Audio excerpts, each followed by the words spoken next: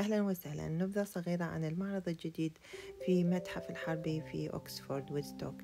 هذا المعرض يتضمن عربة التوك توك، رمز المقاومة العراقية، اللي تم صنعه من قبل الفنان اللبناني محمود، التي وأطفالها خلال ثورة أكتوبر 2019 التي استخدمناها من أجل تعبير عن الوقوف تضامن مع ثورة تشرين. وهذه صورة تجسد شهدائنا الكتلة الأكبر، حيث يظهر الشهيد صفاء السراي كأحد رموز البارزة للحراك الشعبي. الدليل العراق الاستثنائي هو عمل فني مستوحى من زيارة الفنانة رنا للعراق بعد 18 عام من الغياب بسبب الحرب المستمرة منذ 2003.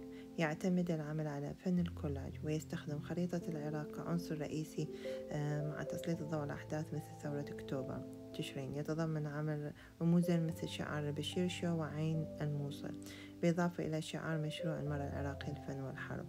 كما يضم صور الشهداء ودورهم الرمزي في رفع مستوى نهري دجلة والفرات. كما يتناول العمل شخصيات معارضة بارزة ويستخدم الطلاء المتوهج لأبرز تفاصيل إضافية. لقد تم عرض هذا المعرض تضامنا مع ما يحدث الآن في الناصرية العراق، ونتضامن مع ثورة تشرين مرة أخرى وإلى الأبد. شكرا.